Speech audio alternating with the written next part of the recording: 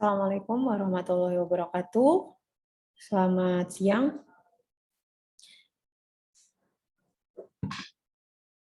Alhamdulillahirrahmanirrahim. Hari ini kita masih diberikan kesempatan untuk bertemu kembali. Tentunya hari ini kita akan membahas materi yang terakhir sebelum kita masuk kepada ujian tengah semester ya.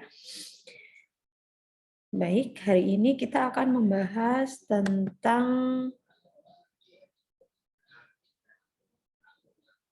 kalam 3 dan 4 ya, dengan penyulit. Bentar, saya share dulu.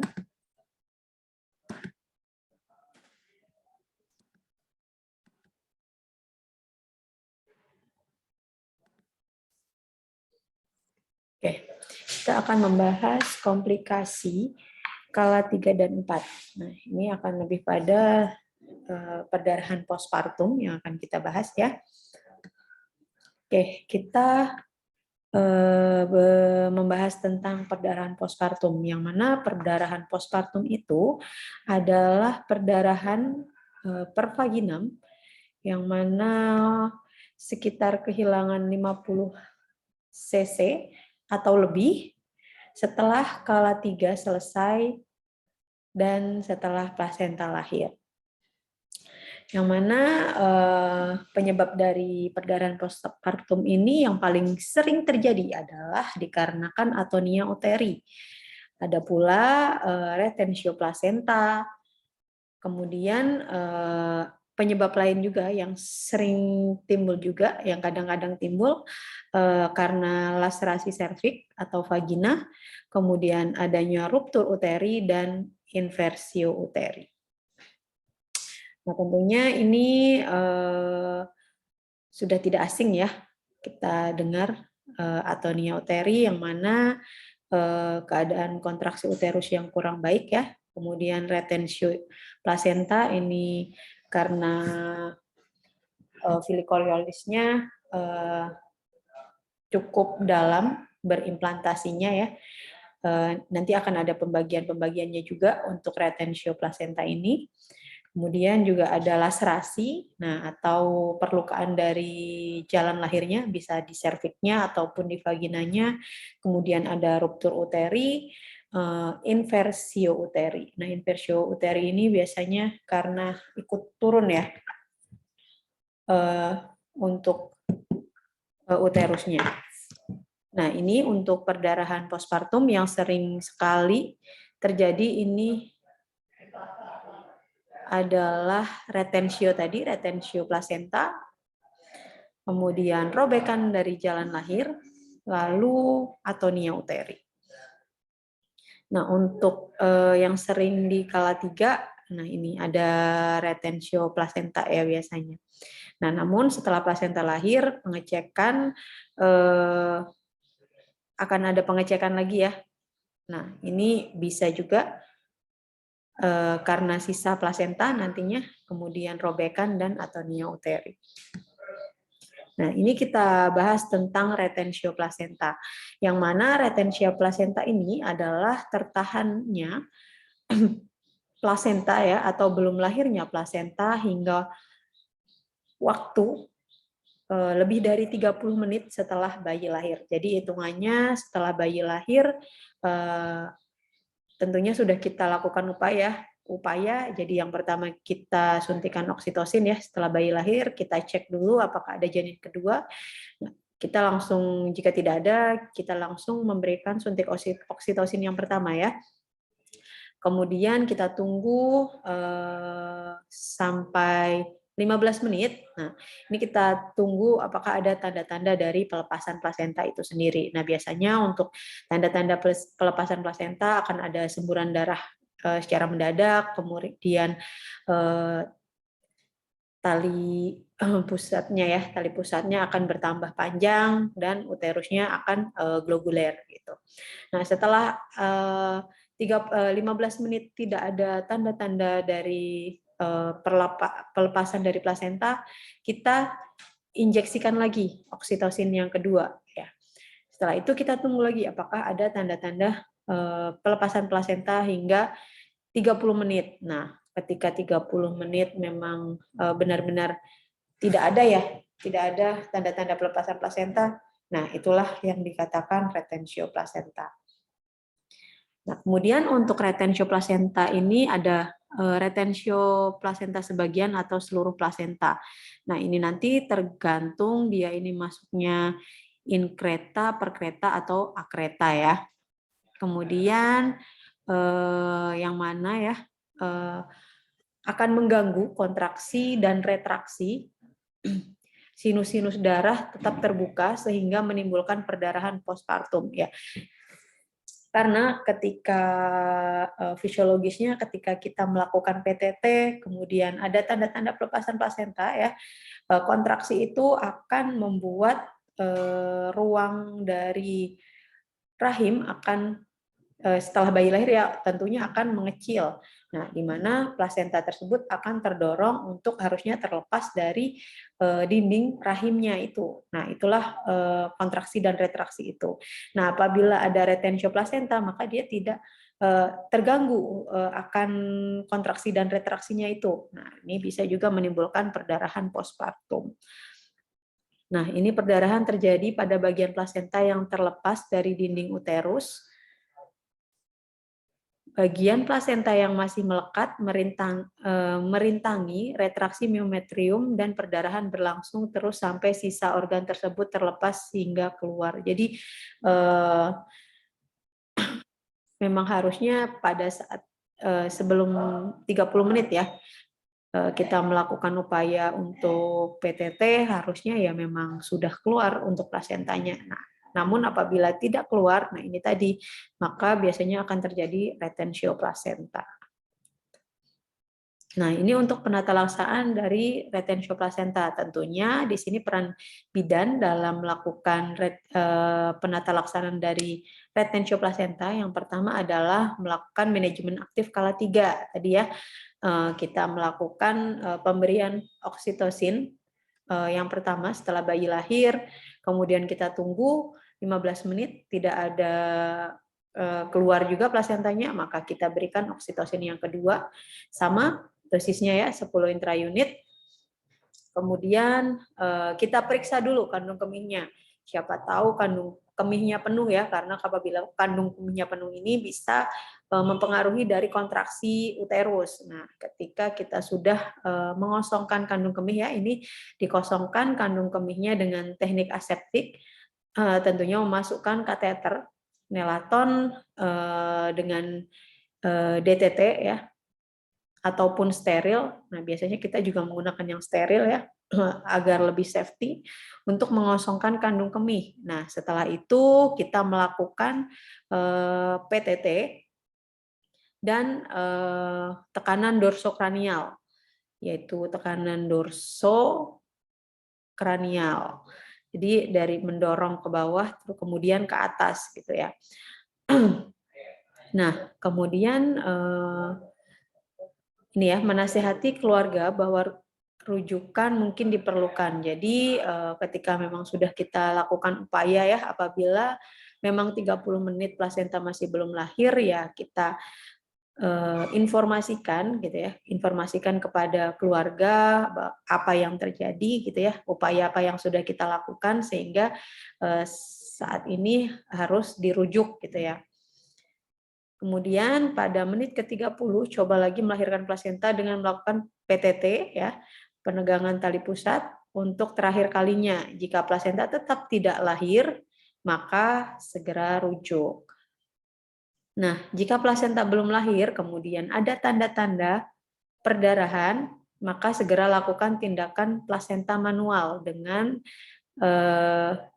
segera mengosongkan kafum uteri. Nah, untuk plasenta manual nanti kita bisa melihat videonya ya, sudah ada di video sebelumnya sudah saya buat juga. Kemudian kita melakukan standar plasenta manual, melakukan tindakan prosedur plasenta manual sesuai dengan standar. Jadi ada langkah-langkahnya ya, sebaiknya ya kita mengikuti langkah-langkah yang ada. Jadi supaya safety gitu ya, safety untuk ibunya. Karena nantinya kita akan memasukkan tangan kita ya sampai siku ke dalam kafum uteri untuk mengambil si plasenta itu. Nah, untuk yang kedua yaitu adalah robekan jalan lahir, yang mana perdarahan yang cukup banyak dapat terjadi karena robekan pada saat proses persalinan, baik normal maupun dengan tindakan. Sehingga inspeksi harus selalu dilakukan setelah proses persalinan selesai, sehingga sumber perdarahan dapat dikendalikan. Nah, tempat-tempat perdarahan ini biasanya di vulva, vagina, serviks, porsio, ataupun bisa sampai di uterus. Jadi karena setelah kita melakukan nih ya PTT, manajemen aktif skala 3, kita mengecek apakah ada laserasi ataupun robekan. Nah, biasanya di sini kita mengecek area-areanya ya. Ini biasanya kita lihat dulu di bagian vulvanya karena yang paling pertama dilihat pasti kan di bagian vulva. Tapi kita tidak boleh ini ya, tidak boleh meremehkan. Nah, kita lihat dulu vulvanya apakah ada atau tidak, terus sampai dengan ke dalamnya, sampai dengan porsionya. Apabila biasanya kita dep ya, kita dep apakah perdarahannya aktif atau tidak gitu ya. Biasanya kalau hanya melukai mukosa vagina kayak gitu ya, masih derajat 1, biasanya memang tidak dilakukan hekting gitu ya. Tapi kalau sudah sampai kulit, kemudian otot ya, otot vagina ya, itu yang perlu kita hekting. Nah, nanti ini videonya bisa dilihat. Nah, untuk perdarahan selanjutnya adalah dikarenakan atonia uteri, yang mana atonia uteri ini yang sering sekali terjadi ya untuk perdarahan postpartum, yang mana perdarahan postpartum bisa dikendalikan melalui kontraksi dan retraksi dari serat-serat miometrium. Nah, kontraksi dan retraksi ini menyebabkan terlipatnya pembuluh darah sehingga aliran darah ke tempat plasenta menjadi berhenti. Kegagalan mekanisme akibat gangguan fungsi miometrium ini dinamakan atonia uteri. Jadi makanya ketika kita setelah si plasenta keluar ya, maka kita cek itu kontraksinya, kontraksinya bagus atau tidak, atau keras atau tidak ya, sembari kita mengecek plasenta dan cek laserasi ataupun robekan. Nah, kemudian kita masase, ya kan? Kita masase selama 15 detik ya, 15 kali, dan kita mengajarkan pasien juga bagaimana cara masase dan mengecek kontraksi yang bagus. Nah, di situ kita bisa memanfaatkan ya, atau bukan memanfaatkan ya, dibantu oleh pendamping gitu ya, entah suaminya ataupun keluarganya untuk diajarkan cara masase dan mengecek si kontraksi itu tersebut. Nah, setelah itu diagnosis ditekankan bila setelah bayi dan plasenta lahir perdarahan masih ada dan mencapai 500 hingga 1000 cc. Kemudian tinggi fundus uteri masih tinggi, masih setinggi pusat atau lebih, dan kontraksinya lembek. Jadi memang untuk atonia uteri ini bergantung pada si kontraksi dan retraksi dari uterus itu sendiri. Yang mana kita tahu ya, untuk kontraksi ini mengeras gitu ya, sehingga bisa menutup bekas tadi ya, bekas implantasi, perlukaan dari implantasi plasenta itu membuat serat-serat miometriumnya gitu ya terjepit. Nah, sehingga disitulah bisa menghindari atau bisa mencegah terjadinya perdarahan. Makanya kalau semuanya kontraksinya lembek, ya akan terjadi perdarahan seperti itu. Nah, ini untuk penata laksanaan dari atonia uteri. Yang pertama adalah melakukan kompresi bimanual eksternal, gitu ya, dengan cara meremas uterus melalui dinding abdomen, jadi di luar, Nanti menggunakan video saja biar lebih tergambarkan gitu ya. Jadi di dinding bagian luar ya, dengan jalan menjepitnya di antara kedua belah telapak tangan yang menutupi uterus. Jadi ini di luar untuk tangannya gitu ya. Bila perdarahan berkurang, maka kompresi diteruskan, dipertahankan hingga uterus dapat kembali berkontraksi dan dilakukan secara operatif. Jadi ketika berhasil ya kontraksi uterusnya dengan tanda kontraksi uterusnya itu akan mengeras. Nah, ketika kontraksinya mengeras maka perdarahannya akan mulai terhenti gitu ya. Kemudian apabila upaya ini belum berhasil, maka dilakukanlah kompresi bimanual interna. Nah, untuk kompresi bimanual interna ini, yang mana langkahnya adalah memasukkan tangan ya, memasukkan tangan penolong ke dalam kavum uteri ya, yang mana ini adalah jepit uterus di antara telapak tangan yang menekan bagian posterior uterus ya di bagian belakang gitu ya, melalui dinding abdomen dan kepala tangan bagian dalam sebagai upaya untuk menjepit pembuluh darah di dalam myometrium. Nah, sebagai pengganti mekanisme dari kontraksi. Perhatikan perdarahan yang terjadi. Bila perdarahan berkurang atau berhenti, tunggu hingga uterus berkontraksi kembali. Dan bila tidak, tindakan ini tidak efektif, maka lakukan kompresi aorta abdominalis. Nah, ini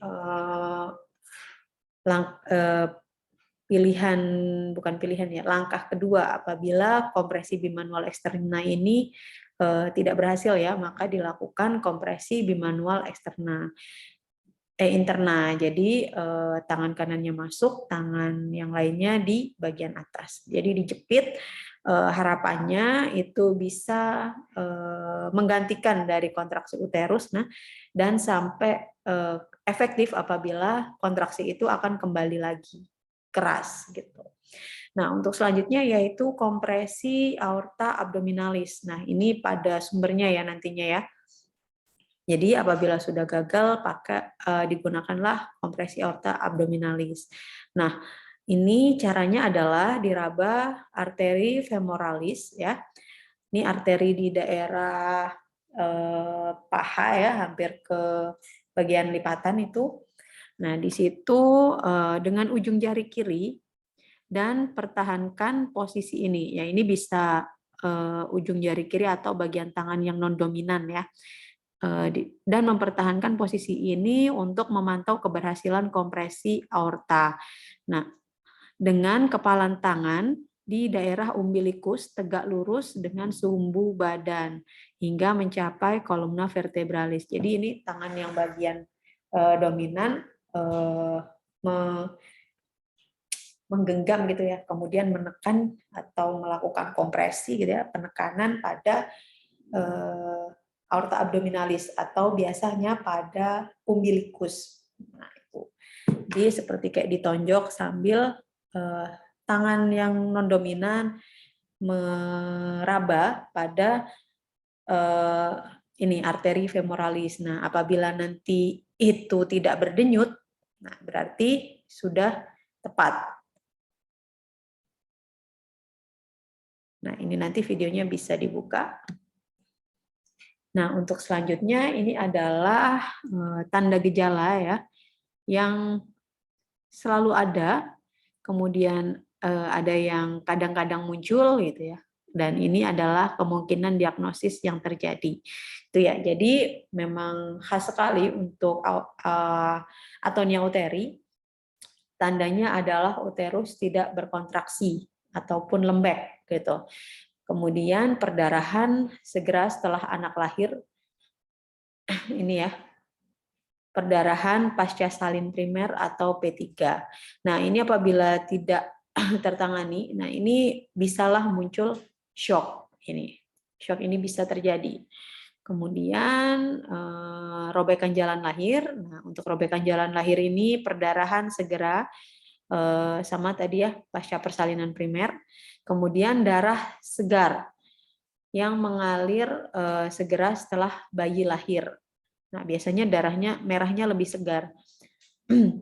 Beda dengan perdarahan karena atonia. Karena ini kan luka baru gitu ya, kalau robekan jalan lahir ini ya. Kemudian uterus berkontraksi dengan baik dan plasentanya lengkap. Nah, jadi bisa kita curiga ya, plasentanya lengkap nih, kemudian kontraksinya nggak ada masalah gitu kan.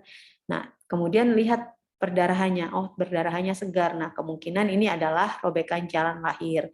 Nah, ini juga kadang-kadang bisa muncul ya, pucat, kemudian lemah dan menggigil. Kita lihat kembali pada derajat berapa robekan itu terjadi. Kemudian ini retensio plasenta tadi ya, yang mana plasenta belum lahir setelah 30 menit dari bayi lahir gitu ya. Kemudian perdarahannya segera, lalu kontraksi uterusnya baik. Jadi kontraksi uterusnya baik gitu ya. Perdarahannya segera, lalu plasentanya belum lahir. Nah, inilah kata kuncinya adalah plasenta belum lahir setelah 30 menit bayi lahir. Nah, ini bisa tali pusatnya putus akibat traksi yang berlebihan. Nah, ini ya kalau PTT-nya ditarik kali ya, ini bisa menyebabkan tali pusatnya putus nih. Kadang-kadang. Nah, kemudian ada inversio uteri. Nah, ini akibat tarikan juga ya.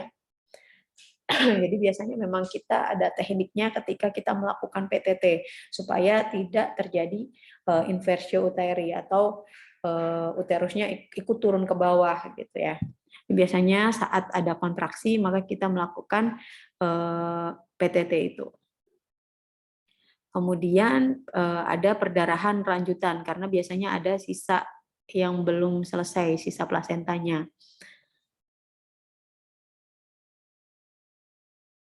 Nah, ini untuk sisa plasenta. Plasenta atau sebagian selaput yang mengandung pembuluh darah tidak lengkap. Nah, ini biasanya kontiledonnya masih kelihatan ketinggalan ataupun selaputnya ya. Kemudian perdarahannya segera. Nah, ini bisa dilihat dari pengecekan setelah plasenta lahir. Jadi memang setelah plasentanya lahir ya kita cek benar-benar ya apakah selaputnya ini utuh ya digabung-gabungkan. Kemudian apakah kontiledonnya juga sudah pas gitu.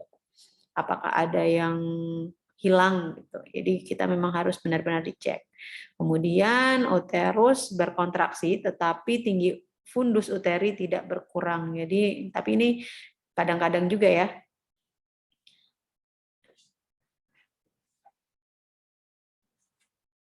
Kemudian oke, kita masuk kepada soal kasus ya.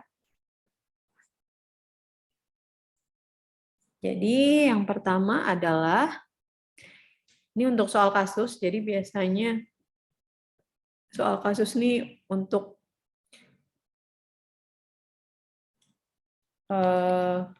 beberapa nomor gitu ya.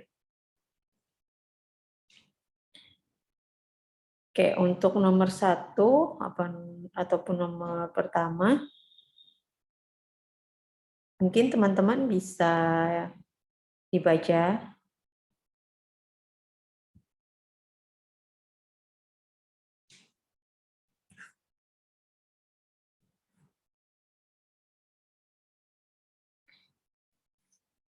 Oke, langsung ya. Seperti yang kemarin sudah diberitahu ketika ada soal kasus, kita pertama adalah membaca soalnya. Kan kasusnya dulu. Nah, ini kita baca dulu. Pada pukul 4 WIB plasenta masih belum lepas tanpa adanya perdarahan pervaginam. Berdasarkan keadaan tersebut, maka diagnosisnya adalah, oke, jadi kita baca sekarang. Nyonya S umur 30 tahun telah melahirkan anak ketiga secara spontan pukul 3.30.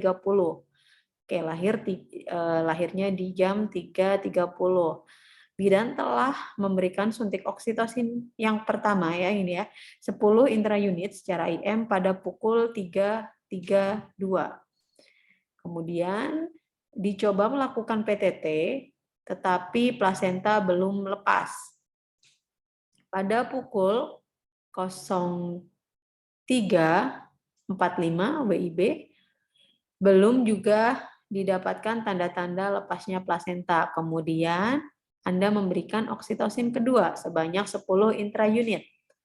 Nah, pada jam 4 plasenta masih belum lepas. Nah, tanpa adanya perdarahan pervaginam, berdasarkan keadaan tersebut, diagnosisnya adalah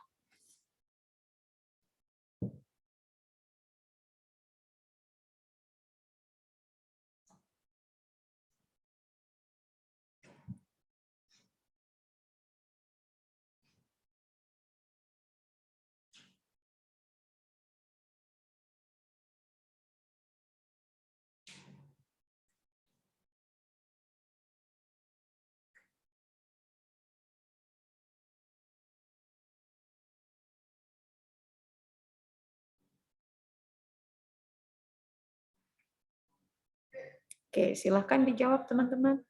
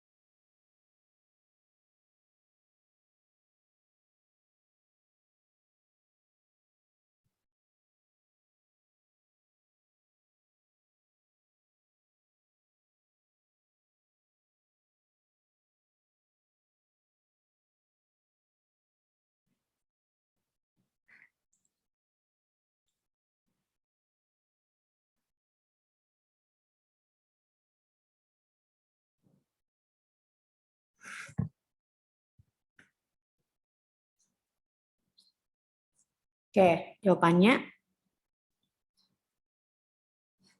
A. atonia uteri, B. inversio uteri, C. retensio placenta, dan D. robekan jalan lahir. Oke, kalau menurut bacaan berarti ini setelah 30 menit ya, plasenta masih belum juga terlepas. Oke, berarti retensio placenta. Oke, selanjutnya adalah berdasarkan keadaan tersebut, maka tindakan segera yang harus dilakukan adalah manual placenta. Tetapi tindakan tersebut gagal, maka yang Anda lakukan adalah A. Histerektomi, B. Merujuk ke RS, C. Melakukan kuretase, D. Lakukan reposisi segera. Oke, tindakan yang paling tepat adalah B. Ya, merujuk ke rumah sakit. Oke, untuk soal nomor 3. Tanda bila ibu mengalami shock obstetrik adalah A. Nadi cepat dan lemah, B. Pernafasan lambat, C. Nadi lambat, D. Pernafasan cepat dan dangkal.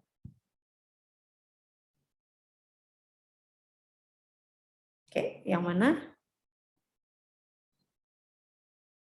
Oke, jawaban yang paling tepat adalah A ya. Nadinya cepat dan lemah.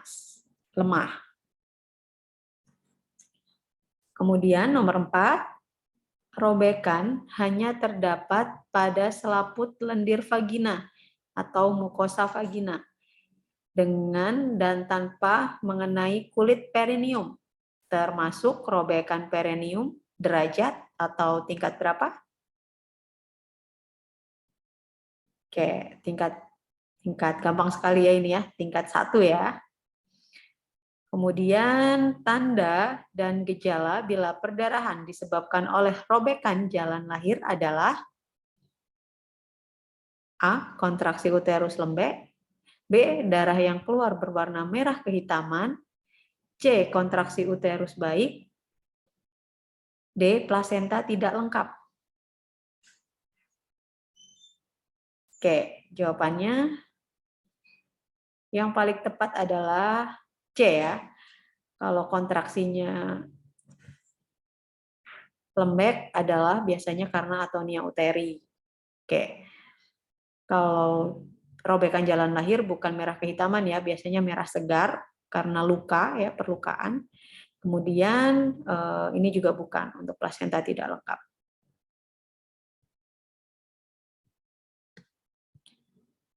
Oke, selanjutnya adalah pada jam 3.45 belum juga didapat tanda-tanda lepasnya plasenta. Yang Anda lakukan pada Nyonya S adalah, oke kita baca dulu ya narasinya. Nyonya S, umur 30 tahun, telah melahirkan anak ketiga secara spontan pada jam 3.30. Bidan telah memberikan suntikan oksitosin 10 intraunit secara IM pada jam 3.32. Kemudian dicoba melakukan PTT, tetapi plasenta belum terlepas. Oke. Selanjutnya, pada jam 4.15, berarti sudah 15 menit ya, plasenta belum lepas, maka yang kita lakukan adalah A. Melakukan manual plasenta, B. Melakukan kompresi bimanual interna, C. Menunggu dan mengobservasi 15 menit lagi, D. Memberikan oksitosin kedua sebanyak 10 intraunit secara IM. Oke, jelas sekali ya, jawabannya D ya. Oke, selanjutnya bila pada jam 4 plasenta belum lepas, maka tindakan yang harus dilakukan untuk Nyonya S adalah A. Reposisi uteri, B. Manual plasenta, C. Plasenta incarcerata, D. Plasenta succentunata. Oke, tindakan, oke ya, tindakan loh ya. Tindakan yang dilakukan adalah tentunya adalah melakukan manual plasenta. Nah, ini juga biasanya untuk manual plasenta kita lihat biasanya ada sedikit perdarahan walaupun tidak banyak, yang mana itu menandakan ada sebagian dari plasenta yang sudah terlepas. Nah, maka kita melakukanlah si manual plasenta dengan cara menyisir bagian pinggir-pinggir plasenta yang sudah terlepas itu. Oke, untuk soal nomor 8, ternyata tindakan yang Anda lakukan pada nomor 7 gagal karena plasenta tidak bisa lepas dan Nyonya S mengalami perdarahan. Maka tindakan segera yang harus dilakukan bidan pada Nyonya S adalah A. Histerektomi, B. Merujuk ke RS, C. Melakukan kuretase, D. Melakukan reposisi segera. Oke, tentu saja kita langsung merujuk ke RS ya. Jangan lupa untuk melakukan stabilisasi. Kemudian soal nomor 9, Nyonya U, usia 36 tahun, G7P5A1, segera setelah plasenta lahir lengkap, terjadi perdarahan, kontraksi uterus lembek, serta TFU susah atau sulit ditentukan. Hasil pemeriksaan tidak ada robekan jalan lahir, kandung kemih kosong. Nyonya U kemungkinan mengalami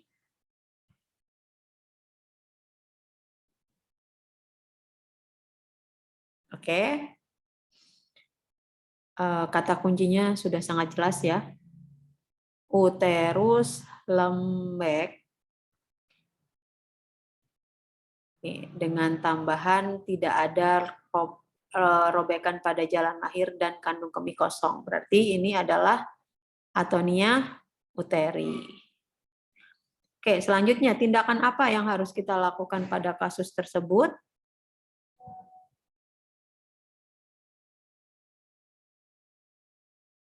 A. Histerektomi, B. Manual plasenta, C. Kompresi bimanual interna, D. Memeriksa kelengkapan plasenta.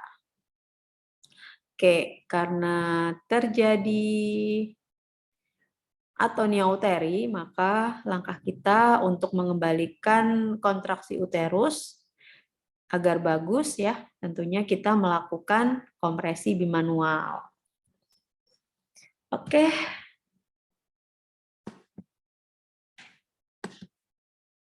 Oke, sudah selesai ya, teman-teman.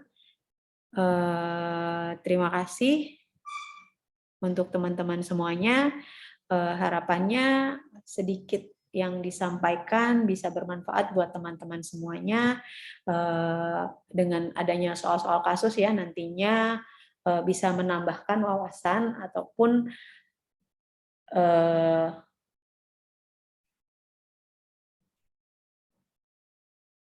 pengalaman juga ya untuk menentukan diagnosa dalam mengerjakan soal-soal UTS nanti. Mungkin hanya itu yang dapat saya sampaikan.